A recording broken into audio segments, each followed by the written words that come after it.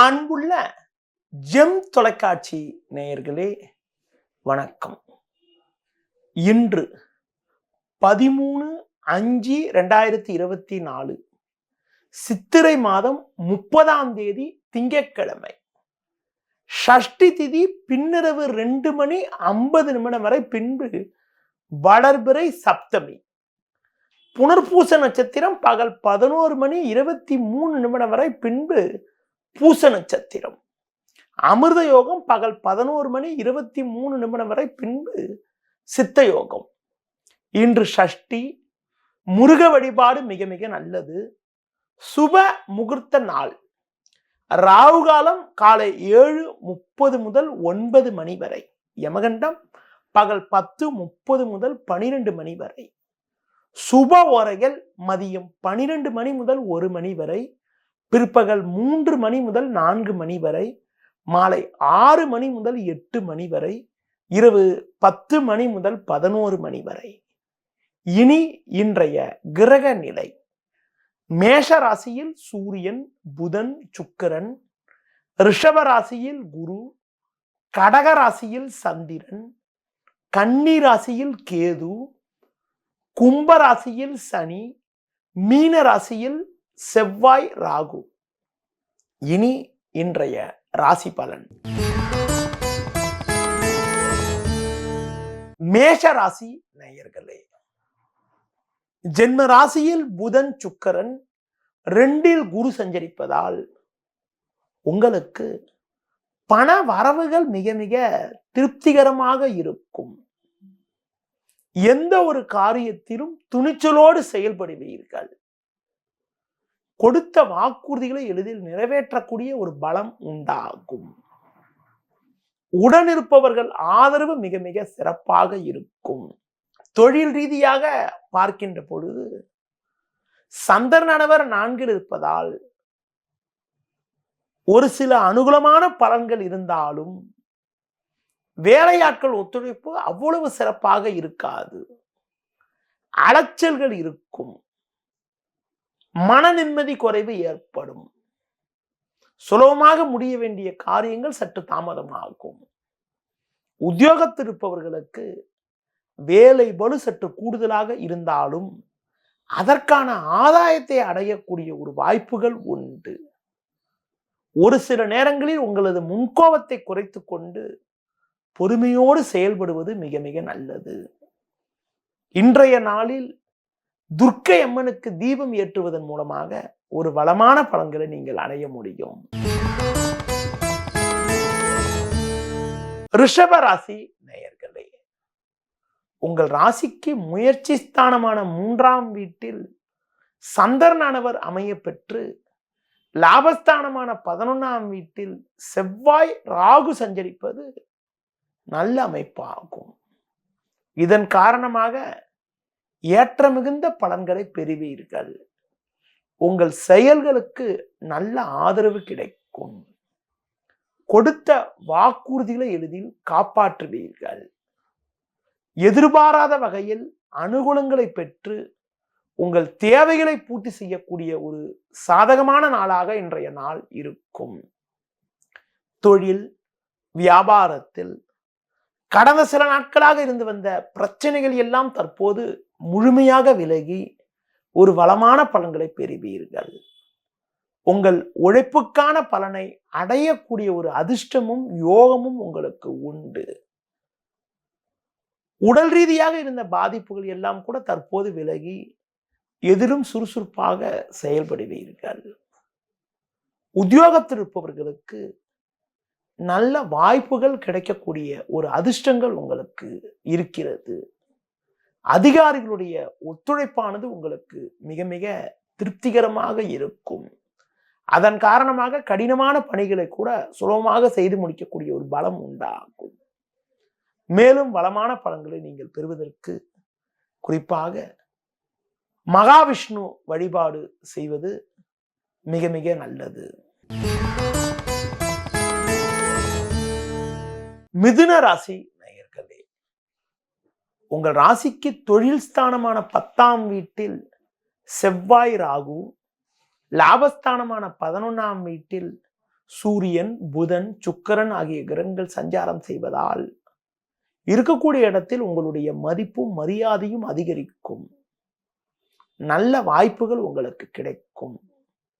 கொடுத்த வாக்குறுதிகளை எளிதில் காப்பாற்றுவீர்கள். ஒரு பெரிய இடத்த நட்பு உங்களுக்கு கிடைக்கும். தொழில் ரீதியாக பார்க்கின்ற பொழுது உங்கள் பொருட்களுக்கு நல்ல விலை கிடைக்கக்கூடிய ஒரு வாய்ப்புகள் உங்களுக்கு உண்டு. நண்பர்கள் மூலமாக ஒரு சில வளமான பலன்களை பெறுவீர்கள். அரசாங்க வழியில் நீங்கள் எதிர்பார்த்த உதவிகளையும் உத்தரவுகளையும் பெறக்கூடிய ஒரு வாய்ப்புகள் உண்டு. வேலையாட்கள் உங்களுக்கு உறுதுணையாக இருப்பார்கள். வேலைக்கு செல்பவர்களுக்கு நல்ல வாய்ப்புகள் கிடைப்பது மட்டுமில்லாமல் விரும்பிய இடமாற்றங்களை அடையக்கூடிய ஒரு அதிர்ஷ்டங்கள் உங்களுக்கு உண்டு. மேலும் வளமான பலன்களை இன்றைய நாளில் நீங்கள் அடைவதற்கு பெருமாள் வழிபாடு மேற்கொள்வது மிக மிக நல்லது.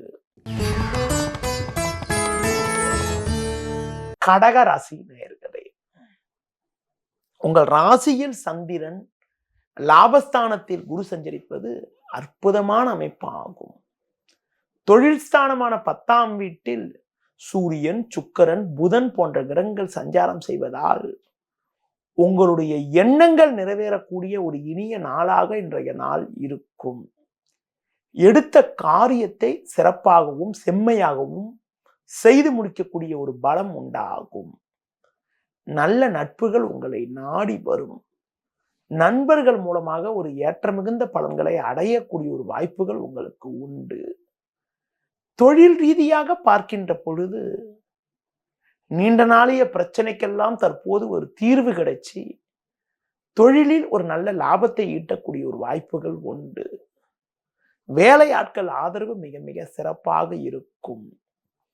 உத்தியோகத்தில் இருப்பவர்களுக்கு பிறரால் முடிக்க முடியாத பணிகளை கூட நீங்கள் தலையிட்டு சிறப்பாக செய்து முடிக்கக்கூடிய ஒரு வாய்ப்புகள் உங்களுக்கு உண்டு.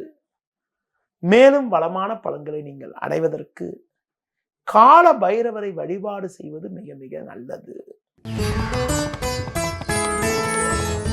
சிம்ம ராசி நேயர்களே, உங்கள் ராசிக்கு சமசப்தமஸ்தானமான 7இல் சனி, 8இல் செவ்வாய், ராகு சஞ்சாரம் செய்வதாலும் தினக்கோள் என வர்ணிக்கப்படக்கூடிய சந்திரன் உங்கள் ராசிக்கு விரயஸ்தானத்தில் சஞ்சாரம் செய்வதாலும் எந்த ஒரு விஷயத்திலும் யோசித்து செயல்பட வேண்டிய நாளாக இன்றைய நாள் இருக்கிறது. பேச்சில் சற்று பொறுமையோடு நிதானத்தோடு இருக்க வேண்டும். தேவையில்லாத அலைச்சல்கள் ஏற்படும். சுலபமாக முடிய வேண்டிய காரியங்கள் சற்று தாமதமாகும். உடனிருப்பவர்களே உங்களது மன அமைதியை குறைப்பார்கள். தொழில் வியாபாரத்தில் நீங்கள் நினைப்பது ஒன்று, நடப்பது ஒன்றாக இருக்கும். வேலையாட்கள் ஒத்துழைப்பு அவ்வளவு சிறப்பாக இருக்காது. எந்த ஒரு விஷயத்திலும் நீங்களே நேரடியாக செயல்பட்டால்தான், நீங்களே முன்னின்று செயல்பட்டால்தான் நிலைமையை சமாளித்து ஒரு சில வளமான பலன்களை அடைய முடியும். வேலைக்கு செல்பவர்கள் அதிகாரியிடம் வீண் வாக்குவாதங்கள் செய்யாமல் உங்கள் பணியில் மட்டும் நீங்கள் சற்று எச்சரிக்கையாகவும் கவனத்தோடும் இருந்தால்தான் ஒரு சில அனுகூலங்களை நீங்கள் அடைய முடியும். முடிந்தவரை வேலை தொடர்பான விஷயங்களை வெளிநபர்களிடம் பகிர்ந்து கொள்ளாமல் இருப்பது மிக மிக நல்லது. மேலும் வளமான பலன்களை இன்றைய நாளில் நீங்கள் அடைவதற்கு முருகப்பெருமானை வழிபாடு செய்வது மிக மிக நல்லது. கன்னி ராசி நேயர்களே, உங்கள் ராசிக்கு லாபஸ்தானம் என வர்ணிக்கப்படக்கூடிய 11ஆம் வீட்டில் சந்திரனானவர் ஆட்சி பெற்று சஞ்சரிப்பதும் 6இல் சனி 9இல் குரு சஞ்சரிப்பதும் மிகச் சிறப்பான அமைப்பாகும். உங்களுடைய எண்ணங்கள் நிறைவேறக்கூடிய ஒரு வாய்ப்புகள் இன்றைய நாளில் இருக்கிறது. குடும்பத்தில் மங்களகரமான சுபகாரியங்கள் கைகூடும். கொடுத்த வாக்குறுதிகளை எளிதில் காப்பாற்றக்கூடிய ஒரு பலமும் வலிமையும் உண்டு. நல்ல நட்புகள் உங்களை நாடி வரும். நண்பர்கள் மூலமாக ஒரு சில அனுகூலமான பலன்களை அடையக்கூடிய ஒரு வாய்ப்புகள் உங்களுக்கு உண்டு. தொழிலில் உங்களுக்கு இருந்த பிரச்சனைகள் எல்லாம் குறைந்து லாபகரமான பலன்களை அடையக்கூடிய ஒரு வாய்ப்புகள் உண்டு. வேலையாட்கள் ஒத்துழைப்பு மிக மிக சிறப்பாக இருக்கும். வேலைக்கு செல்பவர்களுக்கு ஒரு சில அனுகூலமான பலன்களை அடையக்கூடிய ஒரு வாய்ப்புகள் உங்களுக்கு உண்டு. குறிப்பாக இன்றைய நாளில் மேலும் வளமான பலன்களை நீங்கள் அடைவதற்கு சிவன் ஸ்தலங்களுக்கு சென்று வருவது மிக மிக நல்லது. துலா ராசி நேயர்களே, சுக்கிரனின் ஆதிக்கத்தில் பிறந்த உங்களுக்கு ராசிக்கதிபதி சுக்கிரன் புதன் சூரியன் சேர்க்கை பெற்று சமசத்தமஸ்தானமான 7ஆம் வீட்டில் சஞ்சரிப்பதும், உங்கள் ராசிக்கு ருணரோகஸ்தானம் என வர்ணிக்கப்படக்கூடிய 6ஆம் வீட்டில் செவ்வாய் ராகு சஞ்சரிப்பதும் அற்புதமான அமைப்பாகும். உயர்வான நிலையினை எட்டக்கூடிய ஒரு வாய்ப்புகள் உண்டு. சந்திரனவர் 10ல் சஞ்சரிப்பதால் நல்ல வாய்ப்புகள் உங்களுக்கு கிடைக்கும். நண்பர்கள் மூலமாக ஒரு சில வளமான பலன்களை அடைவீர்கள். பெண்கள் வழியில் ஒரு சில சாதகமான பலன்கள் கிடைக்கும். குடும்பத்தில் கணவன் மனைவி இடையே ஒற்றுமையானது மிக மிக சிறப்பாக இருக்கும். தொழில் ரீதியாக பார்க்கின்ற பொழுது உங்களுடைய எண்ணங்கள் பூர்த்தியாகக்கூடிய ஒரு நாளாக இன்றைய நாள் இருக்கும். சட்ட சிக்கல்கள் விலகி நல்ல முன்னேற்றத்தை அடைவீர்கள். வேலைக்கு செல்பவர்களுக்கு நல்ல நிலை ஏற்படும். அதிகாரிகளுடைய ஒத்துழைப்பு மிக மிக சிறப்பாக இருக்கும். அதன் காரணமாக ஒரு வளமான பலன்களை அடையக்கூடிய ஒரு வாய்ப்புகள் உங்களுக்கு உண்டு. மேலும் வளமான பலன்களை நீங்கள் அடைவதற்கு தட்சிணாமூர்த்திக்கு நெய் தீபம் ஏற்றுவது மிக மிக சிறப்பு. விருச்சிக ராசி நேயர்களே, உங்கள் ராசிக்கு கடந்த 2 நாட்களாக 8ல் சஞ்சரித்த சந்திரன் இன்றைய நாளில் உங்கள் ராசிக்கு 9ஆம் வீட்டில் சஞ்சரிப்பதால் உங்களுக்கு கடந்த சில நாட்களாக இருந்து வந்த மனக்குழப்பங்கள், அதிலும் குறிப்பாக கடந்த 2 நாட்களாக இருந்த மனக்குழப்பங்கள் தற்போது முழுமையாக குறைந்து ஏற்ற மிகுந்த பலன்களை பெறுவீர்கள். குரு பகவான் சமசத்தமஸ்தானமான 7ஆம் வீட்டில் சஞ்சரிப்பதும், ருண ரோகஸ்தானம் என வர்ணிக்கப்படக்கூடிய 6ஆம் வீட்டில் சூரியன் சஞ்சரிப்பதும் நல்ல அமைப்பாகும். இதன் காரணமாக ஏற்ற மிகுந்த பலன்களை அடையக்கூடிய ஒரு வாய்ப்புகள் உண்டு. தொழில் வியாபாரத்தில் நல்ல முன்னேற்றம் ஏற்படும். தொழில் ரீதியாக நீங்கள் மேற்கொள்ளக்கூடிய ஒரு செயல்களுக்கு வெளிநபர்களிடம் நல்ல ஆதரவு கிடைக்கும். வேலைக்கு செல்பவர்களுக்கு பணியில் ஒரு நிம்மதியான நிலை இருக்கும். உடன் வேலை செய்பவர்கள் உங்களுக்கு உறுதுணையாக இருப்பதால் கடினமான பணிகளை கூட சுலபமாக செய்து முடிக்கக்கூடிய ஒரு வாய்ப்புகள் உங்களுக்கு உண்டு. மேலும் வளமான பலன்களை இன்றைய நாளில் நீங்கள் அடைவதற்கு உடல் ஊனமுற்றவர்களுக்கு உங்களால் முடிந்த உதவிகளை செய்வது மிக மிக நல்லது. தனுசு ராசி நேயர்களே, உங்கள் ராசிக்கு முயற்சி ஸ்தானமான 3ல் சனியும் 5ல் புதன் சுக்கிரனும் சஞ்சரிப்பது பொருளாதார ரீதியாக ஒரு அனுகூலமான பலன்களை உங்களுக்கு தரக்கூடிய ஒரு அமைப்பு என்றாலும், தினக்கோள் என வர்ணிக்கப்படக்கூடிய சந்திரன் உங்கள் ராசிக்கு அட்டமஸ்தானமான 8ஆம் வீட்டில் சஞ்சாரம் செய்வதால் உங்களுக்கு இன்று நாள் முழுவதும் சந்திராஷ்டம் இருக்கிறது. சந்திராஷ்டம் இருக்கின்ற காரணத்தினால் தேவையில்லாத குழப்பங்கள் ஏற்படும். சுலபமாக முடிய வேண்டிய காரியங்கள் சற்று தாமதமாகும்.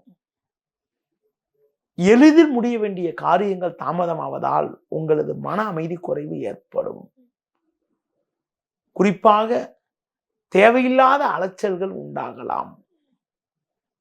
அது மட்டும் இல்லாமல் தொழில் வியாபாரத்தில் நியாயப்படி உங்களுக்கு கிடைக்க வேண்டிய வாய்ப்புகள் கூட தட்டி போகும், தள்ளி போகும். நிதானத்தோடு பொறுமையோடு இருப்பது நல்லது. புதிய முயற்சிகளை மேற்கொள்ளாமல் இருப்பது மிக மிக உத்தமம். இன்றைய நாளில் குறிப்பாக உத்தியோகத்தில் இருப்பவர்கள் உங்களுக்கு ஒதுக்கப்பட்ட பணியில் மட்டும் நீங்கள் சற்று எச்சரிக்கையாகவும் நிதானத்தோடும் இருந்து பிறர் விஷயத்தில் தலையிடாமல் இருப்பது நல்லது. இன்றைய நாளில் இருக்கக்கூடிய சிக்கலிலிருந்து தப்பிப்பதற்கும் நிதானத்தோடு செயல்படுவது மிக மிக முக்கியம். அடுத்து பெருமாள் வழிபாடு மேற்கொள்வது மிகவும் சிறப்பு. மகர ராசி நேயர்களே, உங்கள் ராசிக்கு சமசப்தமஸ்தானமான 7ஆம் வீட்டில் சந்திரனானவர் வலுவாக அமைய பெற்று குரு பார்வை ஜென்ம ராசிக்கு இருப்பது மிகச் சிறப்பான அமைப்பாகும். உங்கள் ராசிக்கு முயற்சி ஸ்தானமான 3ஆம் வீட்டில் செவ்வாய் ராகு சஞ்சரிப்பதால் உங்கள் செயல்களுக்கு நல்ல ஆதரவு கிடைக்கும். எடுத்த பணியை குறித்த நேரத்தில் செய்து முடிக்கக்கூடிய ஒரு வாய்ப்புகள் உண்டு. தொழில் ரீதியாக ஒரு நல்ல லாபத்தை ஈட்டக்கூடிய ஒரு வாய்ப்புகள் உங்களுக்கு உண்டு. சட்ட ரீதியாக இருந்த பிரச்சனைகள் எல்லாம் கூட ஓரளவுக்கு விலகி நல்ல முன்னேற்றத்தை அடைவீர்கள். உத்தியோகத்தில் இருப்பவர்களுக்கு பணியில் சாதகமான நிலை ஏற்படக்கூடிய ஒரு வாய்ப்புகள் இன்றைய நாளில் இருக்கிறது. மேலும் வளமான பலன்களை இன்றைய நாளில் நீங்கள் அடைவதற்கு விநாயகர் வழிபாடு மேற்கொள்வது மிகவும் சிறப்பு. கும்பராசி நேயர்களே, உங்களுக்கு 7.5 சனியில் ஜென்மசனி நடந்தாலும் உங்கள் ராசிக்கு 6இல் சந்திரன் 3இல் சூரியன் சஞ்சரிப்பதால் எதிலும் தைரியத்தோடு செயல்படுவீர்கள். பண வரவுகள் சற்று சாதகமாக இருந்து உங்களுக்கு இருக்கக்கூடிய நெருக்கடிகள் சற்று குறையும். தொழில் வியாபாரத்தில் நல்ல வாய்ப்புகள் கிடைக்கக்கூடிய ஒரு அதிர்ஷ்டங்கள் உங்களுக்கு உண்டு. வேலைக்கு செல்பவர்களுக்கு அதிகாரிகள் ஒத்துழைப்பு சிறப்பாக இருப்பதால் ஒரு நல்ல நிலையினை எட்டக்கூடிய ஒரு வாய்ப்புகள் உங்களுக்கு உண்டு. உத்தியோக ரீதியாக நீங்கள் சற்று பொறுமையோடு இருந்தால் ஒரு வளமான பலன்களை அடைய முடியும். குறிப்பாக உங்களது முன்கோபத்தை சற்று குறைத்துக் கொள்வது மிக மிக நல்லது. செவ்வாய் ராகு 2இல் இருப்பதால் பேச்சில் சற்று பொறுமையோடு இருந்தால் ஒரு சில அனுகூலமான பலன்களை அடைய முடியும். மேலும் வளமான பலன்களை நீங்கள் அடைவதற்கு துர்க்கை அம்மனுக்கு தீபம் ஏற்றுவது மிக மிக சிறப்பு. மீன ராசி நேயர்களே, உங்கள் ராசிக்கு 2இல் புதன் சுக்கிரன் 5இல் சந்திரன் சஞ்சரிப்பதால் நெருங்கியவர்களின் ஆதரவு மிக சிறப்பாக இருக்கும். பண வரவுகள் தக்க நேரத்தில் கிடைத்து உங்கள் தேவைகள் பூர்த்தியாகக்கூடிய ஒரு வாய்ப்புகள் உண்டு. தொழில் ரீதியாக பார்க்கின்ற பொழுது ஒரு சில ஆதாயங்களை அடையக்கூடிய ஒரு வாய்ப்புகள் உங்களுக்கு இருக்கிறது. உத்தியோகத்தில் இருப்பவர்கள் உங்கள் பணியில் நீங்கள் நிதானத்தோடு செயல்பட்டால் ஒரு வளமான பலன்களை அடைய முடியும். எதிலும் உணர்ச்சி வசப்படாமல் நிதானத்தோடு இருந்தால் ஏற்ற மிகுந்த பலன்களை அடையக்கூடிய ஒரு வாய்ப்புகள் உங்களுக்கு உண்டு.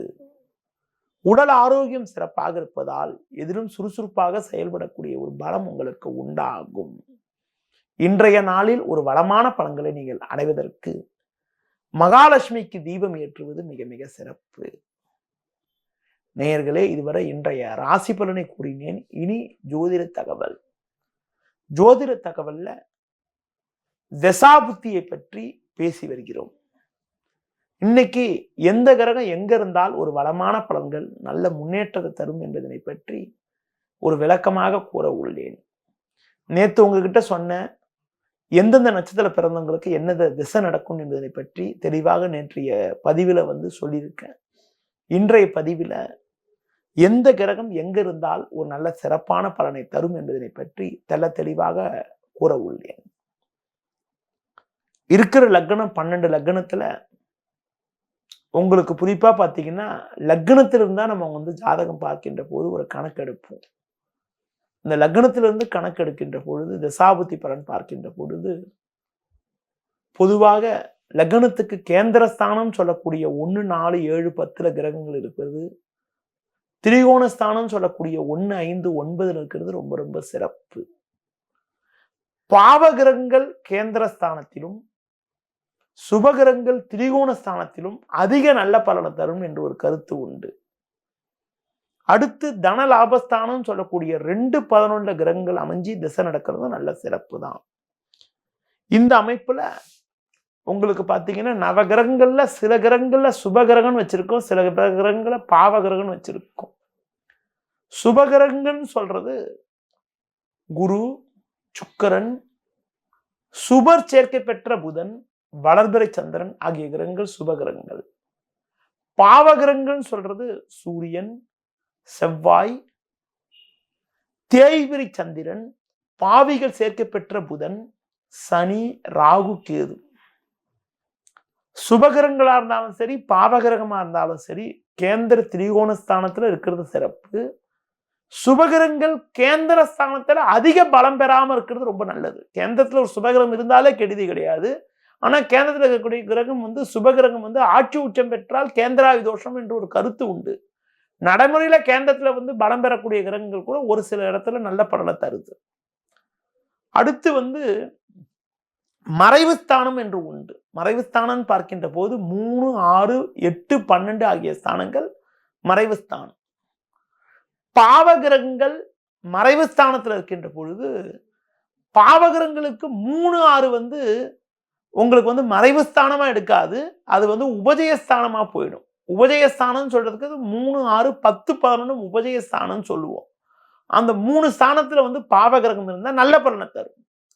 ஆனா சுபகிரகங்கள் பார்த்தீங்கன்னா 3, 6, 8, 12 இருந்தால் கெடுதின் என்று ஒரு கருத்து உண்டு. அதே போல பார்த்தீங்கன்னா உங்களுக்கு பாவகிரகங்கள் 8, 12 இருந்தால் கெடுதி என்ற ஒரு கருத்து உண்டு. அதுக்கு அடுத்து பார்க்கின்ற பொழுது உங்களுக்கு ஒரு கேந்திரத்தில் இருக்கக்கூடிய கிரகத்துவ தசை நடந்தாலோ, திரிகோணத்தில் இருக்கக்கூடிய கிரகத்துவ தசை நடந்தாலோ ஒரு வளமான பலன்களும் நல்ல முன்னேற்றங்களும் ஏற்படக்கூடிய ஒரு வாய்ப்புகள் உண்டு. ஒரு கிரகம் ஒரு இடத்துல உட்காருதுன்னா அந்த கிரகம் உட்கார்ந்த வீடு நட்பு கிரக வீடா இருந்தா ரொம்ப ரொம்ப சிறப்பு. அந்த கிரகம் ஆட்சி உச்சம் பெற்றிருந்தால் நல்ல சிறப்பு. அந்த கிரகம் பாத்தீங்கன்னா பகை கிரக வீட்டில் இருந்தால் அவ்வளவு சிறப்புன்னு சொல்ல முடியாது. பகை கிரக நட்சத்திரம் இருந்தால் அவ்வளவு சிறப்புன்னு சொல்ல முடியாது. ஒவ்வொரு லக்னத்திற்கும் அதிபதி என்று ஒரு கிரகம் உண்டு. அந்த லக்னாதிபதிக்கு திசை எந்த திசை நடக்குதோ அந்த திசை நட்பு கிரகமான திசையா இருந்தா ரொம்ப ரொம்ப சிறப்பு. லக்னாதிபதிக்கு நட்பு கிரகமா இருந்து ஒரு கிரகத்தோட திசை நடந்தா அந்த கிரகம் நல்ல பலனை தரும். அதுவே லக்னாதிபதிக்கு பகை கிரகமா இருந்து ஒரு கிரகத்தோட திசை நடந்தா அந்த திசை அவ்வளவு சாதகமான பலனை தராது. பொதுவாக ஒருத்தர் எவ்வளவுதான் கஷ்டப்பட்டாலும் எவ்வளவுதான் உழைச்சாலும் ஒரே ஒரு திசை மட்டும் ஒழுங்கா நல்ல வேலை செஞ்சா ஒரு மிகச்சிறப்பான பலனை அடைய முடியும். நான் அனுபவத்துல நிறைய பார்த்துட்டேன். குறிப்பா ஒரு திசையில ஒரே ஒரு புத்தி ஒழுங்கா வேலை செஞ்சா, ஒரு திசையில குறிப்பா ஒரே ஒரு புத்தி ஒழுங்கா வேலை செஞ்சா அந்த ஒரு புத்தியிலேயே அவங்க வாழ்நாள்ல சம்பாதிக்க வேண்டிய எல்லா காசையுமே சம்பாதிக்கக்கூடிய அளவுக்கு ஒரு மிகப்பெரிய ஒரு சக்தியை கொடுத்துரும். அதுதான் யோகத்தை கொடுக்கக்கூடிய தசாபுத்தின்னு சொல்லுவோம். அதாவதுங்க தசாபுத்தி பலன் பார்க்கின்ற பொழுது லக்னாதிபதிக்கு நட்பு கிரகமா ஒரு கிரகத்தில் இருந்து அந்த கிரகத்தோட திசை நடந்தா ஒரு சிறப்பான பலனை தரும். குறிப்பாக உங்களுக்கு ஒவ்வொரு லக்னத்துக்கு அதிபதி என்ன கிரகமோ அந்த கிரகத்துக்கு நட்பு கிரகத்தோட திசை நடந்தா மிக மிக சிறப்பு. குறிப்பா இப்ப மேஷ லக்னம்னு எடுத்துக்கிட்டா மேஷ லக்னத்துக்கு அதிபதி செவ்வாய். செவ்வாவுக்கு நட்பு கிரகம்னு சொல்லக்கூடியது சூரியன், சந்திரன், செவ்வாய், குரு போன்ற கிரகங்கள் நட்பு கிரகம். செவ்வாய்க்கு பகை கிரகம் போய்கின்ற போது சனி பகை கிரகம் ஆயிடும். சுக்கிரன் ஒரு பக்கம் ரொம்ப சிறப்புன்னு சொல்ல முடியாது. அதே மாதிரி புதன் ஒரு நல்ல கிரகம்னு சொல்ல முடியாது மேஷ லக்னத்தை பொறுத்த வரைக்கும். ஏன்னா அவர் 3, 6க்கு அதிபதி ஆயிடுறாரு. அடுத்து பார்த்தீங்கன்னா ஒரு ஜாதகத்துல செவ்வாயுடைய மேஷ லக்னத்துல பிறந்தவங்களுக்கு குரு, சந்திரன், சூரியன் போன்ற கிரகங்களுடைய திசை நடக்கிறது ஒரு மிக மிக சிறப்பு. அதே மாதிரி ரிஷப லக்னத்துல பிறக்கிறவங்களுக்கு, சுக்கிரனோட லக்னத்துல பிறக்கிறவங்களுக்கு சனி புதன் திசை நடந்தா ரொம்ப ரொம்ப சிறப்பு. ஏன்னா சுக்கிரனுக்கு சனி புதன் நட்பு. அடுத்து ஒரு கிரகம் உட்கார்ற வீடு நட்பு கிரக வீடா இருந்து திசை நடந்தா ரொம்ப ரொம்ப சிறப்பு. இப்ப மேஷத்துல சூரியன் அமைஞ்சு விருச்சிக லக்னத்துக்காரங்களுக்கு 6ல சூரியன் இருக்குன்னா அது ஒரு மிகப்பெரிய சிறப்பு. அதே மாதிரி நடைமுறையில நான் பார்த்துட்டேன். சிம்ம லக்னத்துல பிறந்தவங்களுக்கு ராகு திசையும் சனி திசையும் அவ்வளவு பெருசா வேலை செய்யறது கிடையாது. பெரிய லெவல்ல அனுகூலத்தை தர்றது இல்லை. அடுத்து பார்த்தீங்கன்றால் சிம்மத்தில் அமையப்பட்ட சனி திசையோ சிம்மத்தில் அமையப்பட்ட ராகு திசையோ உறவினர்களிடம் தேவையற்ற பகையை கொடுக்கக்கூடிய திசையாக நடைமுறையில இருக்குது. அடுத்து குறிப்பாக இன்னொரு விஷயம் என்னன்னா உங்களுக்கு வந்து இந்த தசாபுத்தி பலன்கள் பார்க்கின்ற பொழுது உங்களுக்கு நிறைய விஷயங்கள் இருக்கிறது. குறிப்பா வந்து இப்போ வந்து லக்னாதிபதிக்கு பகை கிரகத்தோட தசை நடந்தா அது அவ்வளவு சிறப்பா இருக்காதுன்னு சொன்னேன். இப்போ வந்து சிம்ம லக்னத்துல பிறந்தவங்களுக்கு சனி தசை நடந்தா அது சுமார். அதே மாதிரி மகர லக்னத்துல பிறந்தவங்களுக்கு லக்னாதிபதி சனி என்ற காரணத்தால் அந்த சனிக்கு பகை கிரகமான சூரியனோட தசை நடந்தா அது அவ்வளவு சிறப்புன்னு சொல்ல முடியாது. அதே மாதிரி வந்து பார்த்தீங்கன்னா லக்னாதிபதிக்கு நட்பு கிரகத்தோட தசை நடந்தால் நல்ல சிறப்பு. பொதுவா கேந்திர திரிகோணத்தில் இருக்கக்கூடிய கிரகத்தோட திசைகள் நல்ல பலனை தரும். மறைவு ஸ்தானத்தில் இருக்கக்கூடிய கிரகங்கள் அவ்வளவு சிறப்பான பலனை தராது. இதனை பற்றி பேசுகின்ற போது இன்று திசாபுத்தி பலன்கள்ல சில தகவல்கள் சொல்லியிருக்கேன். நாளைக்கு பேசும்போது மேலும் பல தகவல்கள் உங்களை தொடர்பு கொள்றேன். தொடர்ந்து நிகழ்ச்சியை பாருங்கள். நன்றி, வணக்கம்.